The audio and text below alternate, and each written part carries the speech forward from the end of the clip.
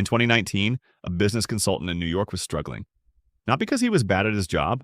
By every measure, he was excellent. His clients got results. His advice was solid. He knew his stuff better than almost anyone in his field, but he was charging $50 an hour, and nobody was taking him seriously. He'd send proposals. Clients would ghost him. He'd follow up. They'd say they went with someone else.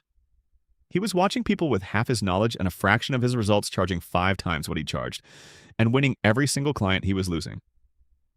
So he did something that made absolutely no logical sense. He raised his prices, not by a little. He went from $50 an hour to $150 an hour overnight. Same guy, same skills, same service, same everything. Within 60 days, he was fully booked. Clients who had previously ghosted him started calling back. New inquiries flooded in. He had a waiting list within 3 months. Nothing changed except the number on his invoice. And that's when he discovered something that once you see it, you cannot unsee it. Something that the most powerful brands in the world have been using on you your entire life. Your brain uses price as a shortcut for quality, and it does it automatically, unconsciously, before you've had a single experience with the product or the person. Here's what's actually happening in your brain when you see a price. Humans are pattern recognition machines. We've spent thousands of years learning to make fast decisions with limited information. And one of the shortcuts our brains developed is this: expensive things are usually better than cheap things. In most of human history, that was true. Higher quality materials cost more. More skilled labor cost more. Better craftsmanship cost more. So our brains wired themselves to use price as a reliable signal of quality. The problem is that wiring doesn't turn off just because we live in a world where price and quality have a far more complicated relationship. Psychologists call it the price-quality heuristic. A heuristic is basically a mental shortcut, and this one is so deeply embedded in human psychology that it operates completely below the level of conscious awareness. You don't think this costs more, therefore it must be better. You just feel it instinctively, automatically, without realizing it's happening. And the businesses that understand this aren't just benefiting from it, they're weaponizing it. In 2008, a group of researchers at Stanford and Caltech ran one of the most fascinating experiments in the history of consumer psychology. They gave participants wine to taste, told them the price of each bottle before they drank it, and then measured not just what people said about the wine, but what was actually happening inside their brains using MRI scanners. The results were extraordinary. When people were told a wine cost more, their brains showed measurably higher activity in the regions associated with pleasure and reward. Not just higher ratings, higher actual neurological pleasure responses. The same wine, drunk by the same person, produced a measurably better experience when they believed it cost more. The expensive wine didn't just taste better, it literally felt better. Physiologically, in the brain, that's not a preference. That's not opinion. That's human neuroscience being exploited by a number on a label. And once you start seeing this, you realize it's everywhere. Rolex doesn't make the most technically precise watch in the world. Not even close.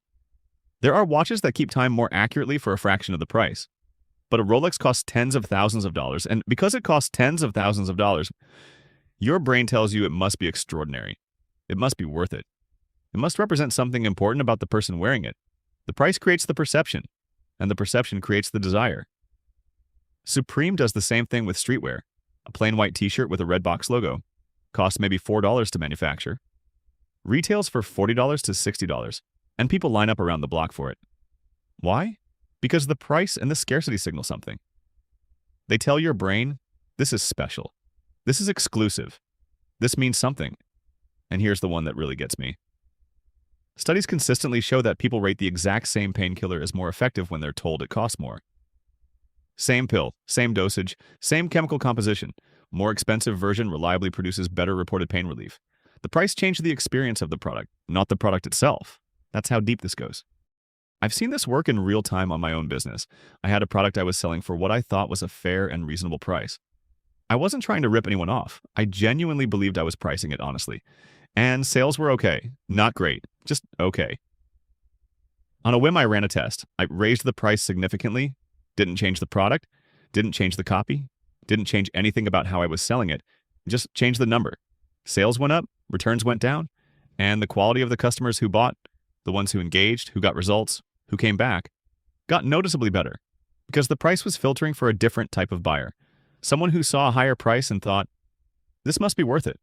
And because they believed it was worth it going in, they treated it like it was worth it. They showed up differently. They got better results. The price didn't just change what people paid, it changed how they behaved after they paid it. This is the thing most business owners fundamentally misunderstand about pricing. They think the price is just a reflection of the cost. Materials plus labor plus margin equals price. A transaction, a number. But the price is communication. It's a signal. It's the first piece of information your customer receives about what kind of product or service they're about to experience. A low price says, this is accessible, this is for everyone, this is a commodity.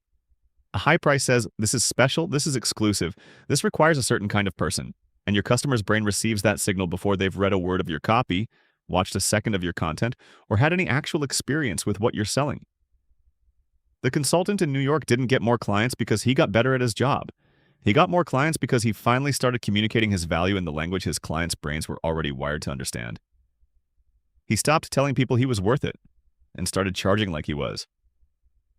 There's a famous quote in the world of pricing psychology that I think about a lot. If you don't value yourself, nobody else will. That sounds like self-help advice, but it's actually a precise description of human neuroscience. Your price is a direct signal to your customer's brain about how much value they should expect to receive. Price yourself too low, and you don't just make less money. You make yourself invisible to the exact customers you want to attract. The people willing to pay more for something are usually the people who take it more seriously, who get more out of it, who tell other people about it. The consultant understood that his real problem was never his skills. It was never his results. It was that he was sending a signal with his pricing that said, I'm not sure I'm worth that much. And his clients' brains received that signal loud and clear. The moment he changed the signal, everything changed. If this made you think differently about the price of something you're selling or something you're about to buy, subscribe to The Corporate Mind. Every week we go inside the psychology that drives the decisions you make every single day without ever realizing it. I'll see you in the next one. I'll see you in the